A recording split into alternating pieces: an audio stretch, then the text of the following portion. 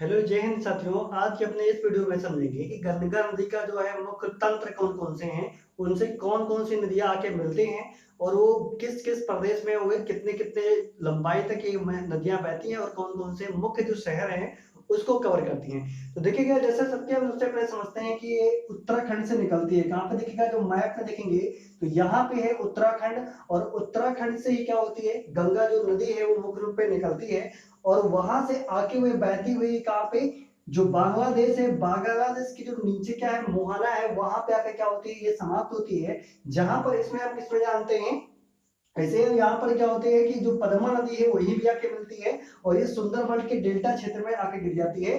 तथा अगर यहाँ से एक और क्षेत्र छोटा सा जो नदी होएगा वो दो भागों में बांटती है। कहाँ पे वो बांटती है, पश्चिम बंगाल में। पश्चिम बंगाल में क्या होती है, ये दो भागों में बांटती है। एक तो चली जाती है कहाँ पे, बांग्लादेश के अंदर, और जो दूसरी समाप्त होती है वो कहाँ पे पहुंच जाती है, वो पहुंच जाती है गंगा सागर, और वहां से होती हुई बंगाल की खाड़ी पर ये गिरती है। तो आप वीडियो में समझिएगा। देखिए उत्तराखंड में क्या होता है, कुल मिला के 310 किलोमीटर क्या होता है, ये यात्रा करती है। उत्तर प्रदेश में अगर देखेंगे सबसे अधिक 1140 किलोमीटर की यहाँ पे यात्रा करती है। बिहार में करती है 455 किलोमीटर की, झारखंड में करती है 40 किलोमीटर की, और पश्चिम बंगाल में करेगी कितना, 520 किलोमीटर की ये नदी क्या करती है, यात्रा करती है। अब सबसे पहले कि जो गंगा का मुख्य स्रोत है वो कहाँ कहाँ से है, तो देखिएगा गंगा तो एक तो है गंगोत्री, ठीक है ना, एक गंगोत्री है, एक है केदारनाथ और एक क्या है, बद्रीनाथ। ये तीन तीन अलग अलग जहाँ क्षेत्र है जहां से मुख्य अलग अलग नदियां होती है, निकलती है। अब देखिएगा बद्रीनाथ से निकलती है अलकनंदा, ठीक है, केदारनाथ से निकलती है मंदाकिनी, और गंगोत्री से निकलती है भागीरथी नदी।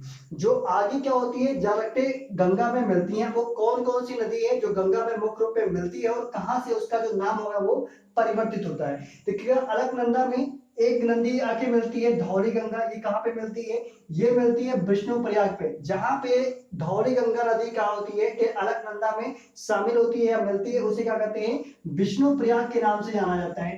कहेंगे सर, याद रखिएगा। इसके बाद में एक नदी आती है नंदाकिनी, क्या होती है, एक नदी आती है नंदाकिनी। ये भी कहाँ मिलती है, ये भी मिल गया क्या आती है किसमें, अलकनंदा नदी के अंदर, और इसे कहता है नंद प्रयाग। नंदाकिनी से बना हुआ है क्या, नंद प्रयाग।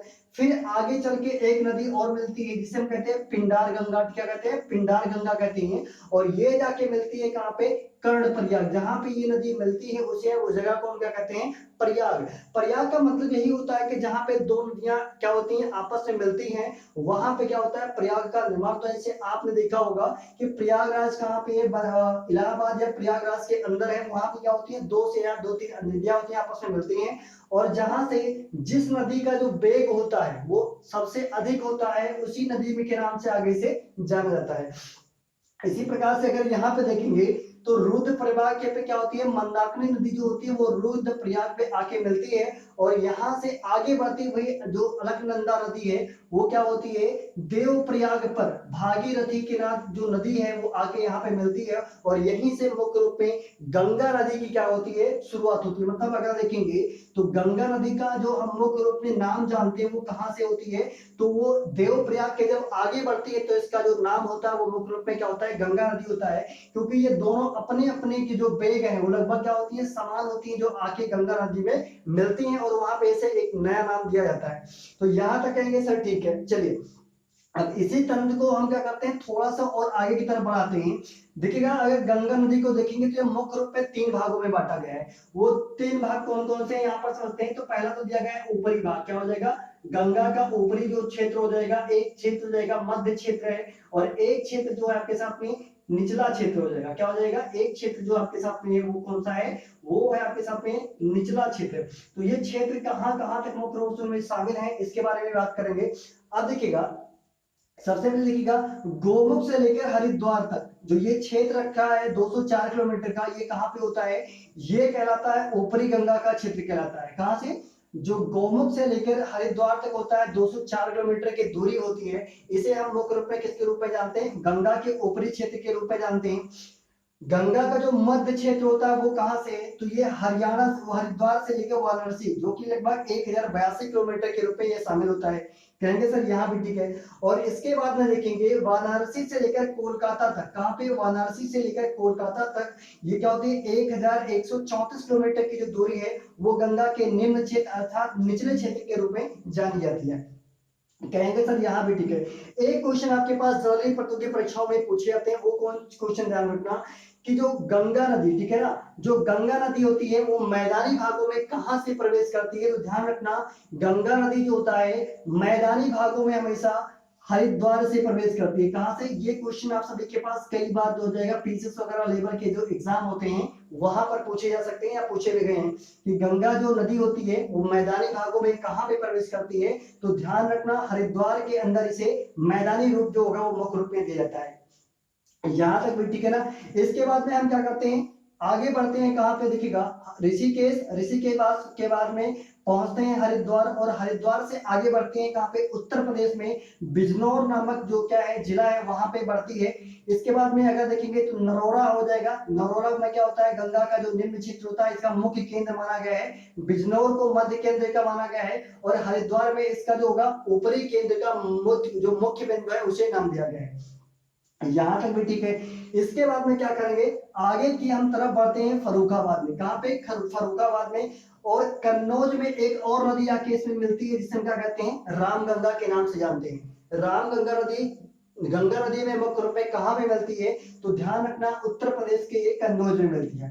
इसके बाद में अगर देखेंगे इधर से एक नदी और निकलती है जिसका नाम होता है यमुना, क्या होता है, यमुना नदी का नाम होता है, और यहीं पर प्रयागराज के अंदर यानी कि इलाहाबाद के अंदर क्या होते हैं, ये आके यहाँ पे गंगा यमुना और सरस्वती नदी का क्या होता है संगम बन जाता है, और इसे क्या कहते हैं, ये संगम है, यहाँ पे क्या हो जाता है संगम भी कहा जाता है, और इसे प्रयाग भी कहा गया है। चलिए ठीक है। मिर्जापुर की नदी क्या होती है, यहाँ पे आगे की तरफ आती है, फिर मिर्जापुर में आते हैं, ये फतेहपुर है, ठीक है ना, कानपुर में भी क्या होती है गंगा नदी आती है, फतेहपुर में भी क्या होती है गंगा नदी आती है। इसके बाद में मिर्जापुर में आती है। इसके बाद में देखेंगे तो वाराणसी, क्या होती है, ये वाराणसी में भी आती है, और इसके बाद में अगर देखेंगे गोमती नदी जो होती है गाजीपुर में क्या करती है, इसी नदी के अंदर जुड़ती है। तो इसको भी हम समझ लेंगे कि जो गोमती नदी है वो कहाँ पे मिलके आती है गंगा से, तो कहां से आती है, ये आती है गाजीपुर में। एक चीज ध्यान रखना कि अगर देखेंगे पूर्व सबसे दिखेगा सबसे जो प्रदूषित नदी है, ठीक है, जो सबसे अगर देखेंगे जो प्रदूषित नदी है वो किसको कहा गया है, ठीक है ना, प्रदूषित जो नदी का नाम दिया गया है वो कौन सी है भाई, तो गोमती नदी है सबसे प्रदूषित नदी कहां पे, भारत के अंदर। तो ये गाजीपुर में आती है कौन सी नदी, गोमती नदी आकर मिलती है। इसके बाद में अगर देखेंगे तो देवरिया में क्या होते हैं जो घाघरा है और राप्ती है ये आकर मिलती हैं, और यहीं से होते हुए ये कहां पे आती हैं, फिर छपरा जिले में बिहार के अंदर प्रवेश करती हैं। पहला जिला कहां पे है, छपरा के अंदर है, और यहाँ पे कौन सी नदी मिलती है, तो यहाँ पे घाघरा और राप्ती नदी आपस में इसके अंदर मिल जाती है। पटना में मिलती है सोन नदी, क्या होती है, पटना के अंदर मिलती है सोन नदी। हाजीपुर के अंदर मिलती है कौन सी, गंडक नदी। ये गंडक नदी का भी पूछा गया कि कहां पे मिलती है, तो देख लेना बिहार के अंदर है हाजीपुर, और वहीं पे क्या होती है गंडक नदी इसमें मुख्य रूप में मिल जाती है। इसी तरफ आगे बढ़ते हैं, तो आगे बढ़ने पर क्या होती है, भागलपुर से कोसी नदी, ध्यान रखिएगा ये कहा गया है बिहार का शोक, ठीक है ना, बिहार का अगर दिखेगा बिहार का शोक कहा जाता है किसको, कोसी नदी को कहा गया है।